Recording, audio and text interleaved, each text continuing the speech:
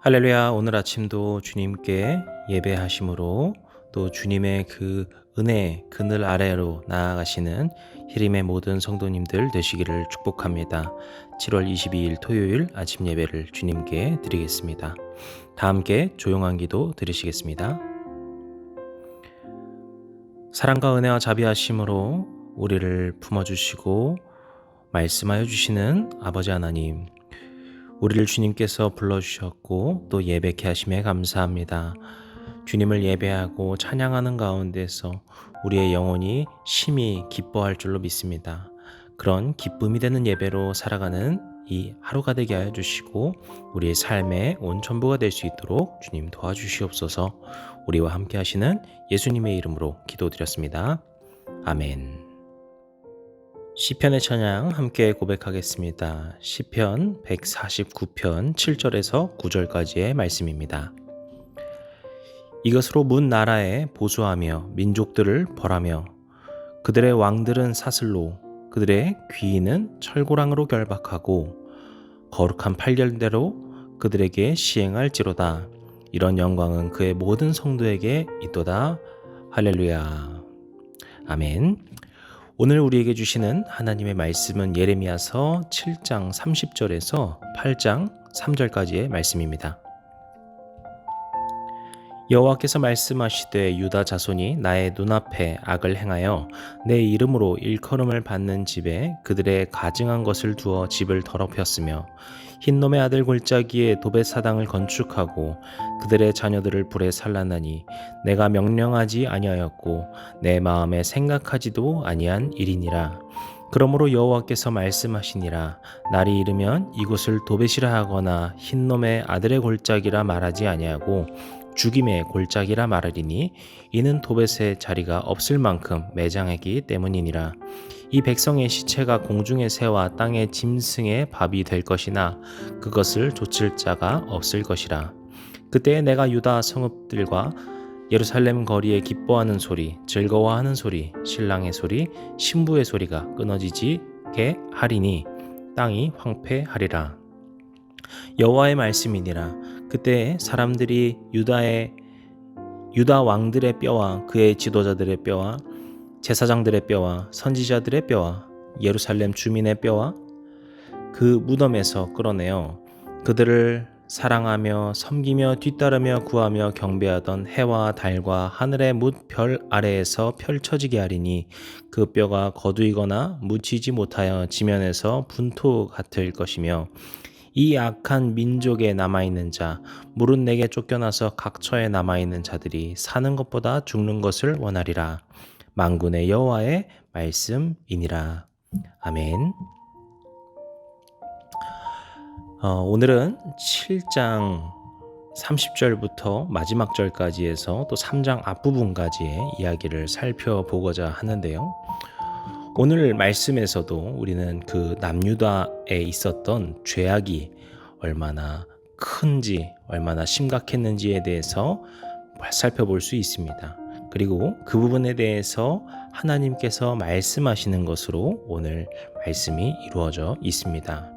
그리고 그 악이 얼마나 이제 참담한 지경에까지 이르렀는지를 우리에게 낱낱이 드러내서 보여주고 있는데요. 첫 구절 30절에서 보시게 되면은요, 일단 약간 단순하게 볼 수 있습니다. 나의 눈앞에 악을 행했다. 그것은 하나님의 말씀이시죠. 그리고 성전에 가증한 곳을 더럽혔다. 이렇게 단순하게 설명을 합니다. 하지만 우리가 여기서 조금 더 자세하게 살펴볼 부분이 있다면요, 우리 성경에서는 성전에 가증한 것이라고만 설명이 되어 있는데 이것을 원어로 보게 되면은 이것이 단수가 아니라 복수형으로 되어 있는 것을 알 수 있습니다.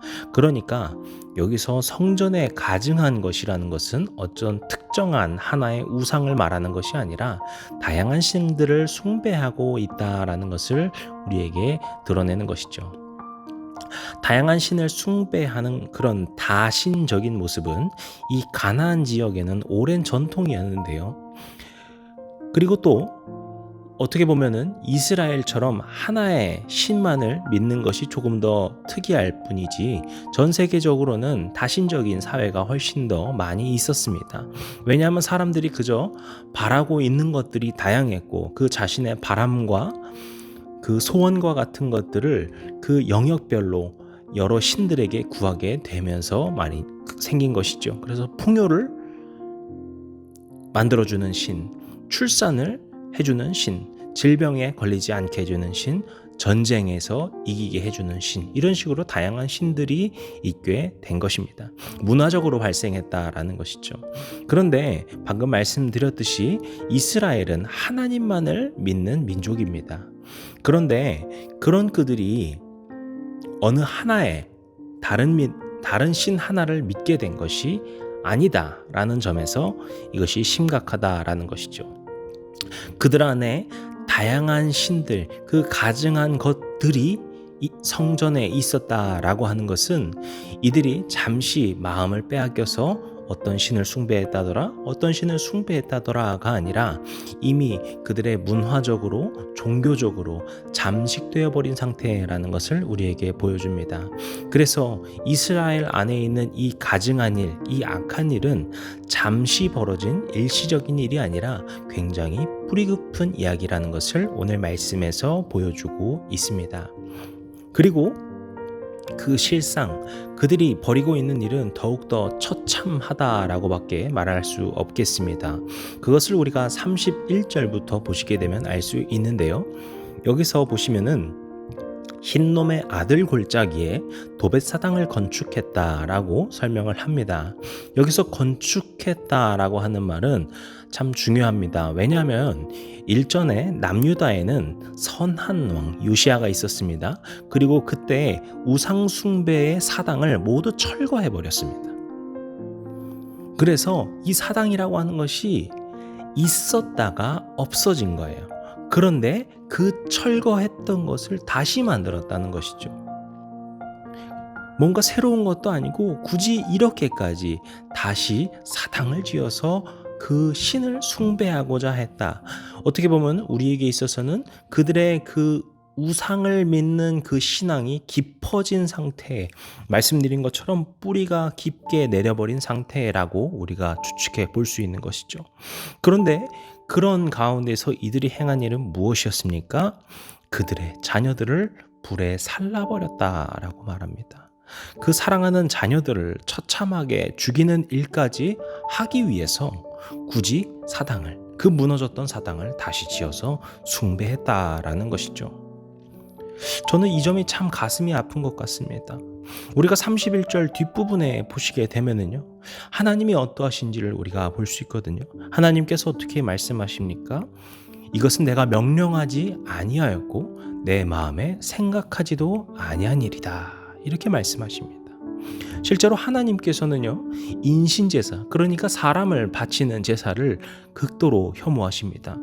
우리가 성경에서 하나님과 인신제사로서 생각해 볼 수 있는 대표적인 이야기는 아마 아브라함이 이삭을 바칠 뻔한 일이겠습니다. 그런데 하나님께서 이때 원하셨던 것은 아브라함이 이삭을 바치길 바라신 것이 아니라는 것을 우리는 성경을 통해 알 수 있죠. 그것을 통하여서 하나님께서는 아브라함의 믿음, 하나님을 향한 그 믿음이 무엇인가를 시험해 보기 위한 일이었습니다. 그렇기 때문에 하나님께서는 아브라함에게 이삭을 바치라라고 명하시지만 다시 그것을 천사를 통하여서 그 일이 일어나지 않도록 막으셨다는 것을 알 수 있죠. 그리고 하나의 어린 양을 준비하셔서 그것이 하나님께서 원하셨고 바라셨던 것이 아니라 하나님께서 이미 준비하셔서 그것을 막고자 하셨다. 그 이삭을 바치는 일, 그런 인신제사와 같은 일이 결코 벌어지지 않도록 하나님께서는 막고자 하셨다라는 것을 알 수 있습니다. 하나님께서는 이처럼 피조물 된 우리 인간을 사랑하시고 아끼시는 분이십니다. 어제 말씀에서처럼 우리가 알 수 있는 하나님의 마음, 하나님께서 이 이스라엘 백성들을 향하여서 바라셨던 것은 무엇입니까? 목숨을 내놓아라? 너의 모든 걸 바쳐라? 자녀를 바쳐라? 그런 것이었습니까? 아니었죠. 하나님께서 바라신 것은 너무나도 작은 것이었어요. 너희를 출애굽시킨 나 하나님을 믿고 너희들이 나의 말에 귀를 기울여라. 심지어 그렇게 귀 기울이라는 이유는 무엇이었습니까? 하나님을 위하신 것이 아니었죠. 하나님이 뭔가 그것이 있어야 영향력을 끼치시고 힘이 있어서가 아니었죠. 우리가 하나님의 말씀을 듣고 그것에 귀 기울이는 것은 무엇입니까? 그것을 우리가 해야만, 우리가 그렇게 하나님께 귀 기울이는 삶을 살아야만 우리가 그런 주님의 축복을 온전히 누릴 수 있기 때문입니다. 우리가 이런 점에서 다시 오늘 말씀을 보면은 더욱더 가슴 아프게 되죠. 지금 유다의 모습이 어떻다고 있습니까? 그러한 사랑이 많고 인자하시고 자비하시고 신실하신 주님을 완전히 잊어버린 채 오히려 자신의 삶을 비참하게 만들고 자녀를 죽이기까지 해야 하는 그런 끔찍한 우상 숭배에 자신의 삶이 놀아나고 있었던 것입니다. 결국에 이런 유다는 몰락하게 됩니다. 이것이 32절 후반절부터 쭉 나오는 이야기인데요. 32절 후반부부터 34절까지에서는요, 유다의 많은 백성들이 죽게 될 것을 예고하십니다. 이것은 유다가 결국 바벨론과의 전쟁을 벌이게 되고 그리고 이것에서 패배하고 멸망하고 포로가 되는 그 과정을 말하는 예언하신 것입니다. 그리고 이 과정 속에서 얼마나 많은 사람들이 고통받고 죽어났습니까? 그것에 대해서 하나님께서 말씀하신 것이죠. 그리고 8장 1절부터 마지막 절까지에서의 이야기도 이러한 멸망에 대한 암시를 계속해서 하고 계시는데요. 앞서 이야기했던 그 32절, 34절까지의 그 말씀에서는 사망한다라는 것이었습니다. 그런데 그냥 사망하는 것이 아니라 그들이 사망하게 되면서도 수치를 당하는 것에 대해서 말씀하셨습니다. 그래서 죽은 자들이 매장할 곳도 없어서 짐승들의 먹이가 되는 그 참담한 수치에 대해서 말씀하셨죠. 그런데 8장 1절부터 2절까지의 말씀은 방금 사망한 그런 사람들이 아니라 과거에 이미 사망하고 그렇게 무덤에 안치되고 매장되었던 사람들조차도 수치를 당하게 될 것이라고 말씀하시죠. 그래서 그들의 뼈가 밖에 내어질 것이다라고 그렇게 말씀하십니다. 그리고 마지막 3절에서의 이야기는 무엇입니까? 그들이 죽지 않고 살아남은 자들, 그들도 수치에 놓이게 될 것이다. 실제로 살아남은 자들은 살아남아서 생존을 한 것이 아니라 그들은 포로 생활을 하게 되는 것이죠. 타국에서 살고 타국 문화를 강요받고 2등 시민, 3등 시민과 같은 취급을 당하면서 살아야만 했죠. 그 일들이 얼마나 참담한지 죽는 것을 원할 정도였다라고 하나님께서 말씀하십니다. 그래서 우리는 이 과정 속에서 이 하나님께서 말씀하시는 부분에서 시간적인 흐름을 볼 수 있습니다. 앞서 말한 7장 마지막 절은 무엇입니까? 죽음을 현재 당한 사람들의 그 현재적인 이야기죠. 그런데 8장 1절과 2절은 무엇입니까? 이미 이전에 과거에 죽어서 매장되었던 그 과거의 사람들을 말하게 됩니다. 그리고 3절 마지막 절에서는 죽지 않고 살아남아서 있는 그 사람들의 미래에 펼쳐질 일들, 즉 미래의 시제로서 말하는 것이죠. 그래서 하나님을 떠난 이스라엘의 결말의 그 과거와 현재와 미래를 오늘 말씀을 통해서 이야기해주고 계시는 것입니다. 하지만 그 결말은 너무나도 안타깝고 고통스러운 것이죠. 그 모든 영역에 그들의 과거와 그들의 현재와 그들의 미래까지 그 모든 영역 가운데에는 희망이 없이 절망뿐이고 수치뿐임은 결말임을 우리에게 보여주고 있는 것입니다.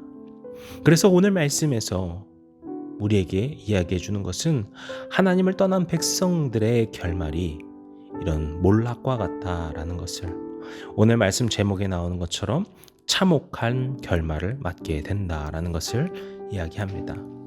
하지만 이 말을 우리가 반대로 생각해 보면 어떻게 될까요?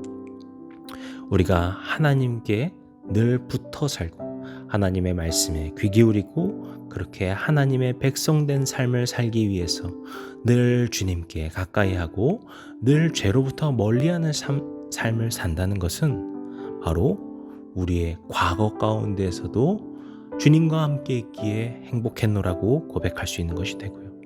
우리의 현재의 삶 속에서도 주님께서 주시는 기쁨으로 행복을 누릴 수 있는 것이고요. 우리의 앞으로의 미래 가운데서도 우리를 인도하실 능력의 하나님을 믿으며 우리가 평안 가운데로 걸어갈 수 있는 것입니다. 사랑하는 성도 여러분, 오늘 우리가 이 말씀을 기억하면서 주님, 제가 오직 주님께만 붙들려 살기를 원합니다. 오직 주님만을 바라보기를 원합니다. 이렇게 고백하시고 사랑의 주님께로 나아가시고 그렇게 오직 주님만을 바라보시고 순종으로 살아가시는 복된 삶을 살아가시기를 주님의 이름으로 간절히 축복하겠습니다. 기도하시겠습니다. 우리를 사랑으로 품어주시고 우리 가운데 늘 함께 하셔서 놀라운 사랑과 은혜를 베풀어 주시는 아버지 하나님, 오늘 우리에게 주신 말씀을 기억하며 주님, 우리 주님께서 우리를 향하신 사랑이 어떠한지를 다시금 묵상합니다. 그리고 우리가 세상의 무언가에 의지하는 것이 아니라, 사람에 의지하는 것이 아니라, 우상에 의지하는 것이 아니라 오직 주님만을 의지하며 살아갈 때, 주님만을 바라보며 살아갈 때 주님의 말씀에 귀 기울이고 그 말씀에 따라 살아갈 때 우리의 삶의 모든 영역 가운데 주님의 은혜와 축복이 넘쳐남을 우리가 마음 깊이 기억하고 깨닫는 하루가 되게 하여 주시옵소서. 그래서 오늘 하루의 삶 가운데 그러한 주님의 사랑을 풍성히 누리고 그런 기쁨이 차고 넘치는 복된 삶이 될 수 있도록 오늘 우리 말씀을 함께 듣고 그 말씀으로 나아가는 주의 자녀들을 놀랍게 인도하여 주시고 붙들어 주시옵소서. 우리와 함께 하시는 우리 주님 예수 그리스도의 이름으로 기도드렸습니다. 아멘. 이제 주기도문 함께 드리시고 오늘 예배를 마치겠습니다. 하늘에 계신 우리 아버지여, 이름이 거룩히 여김을 받으시오며 나라의 임하옵시며 뜻이 하늘에서 이룬 것 같이 땅에서도 이루어지이다. 오늘날 우리에게 일용할 양식을 주옵시고 우리가 우리에게 죄진 자를 사하여 준 것 같이 우리 죄를 사하여 주옵시고 우리를 시험에 들게 하지 마옵시고 다만 악에서 구하옵소서. 나라와 권세와 영광이 아버지께 영원히 있사옵나이다. 아멘.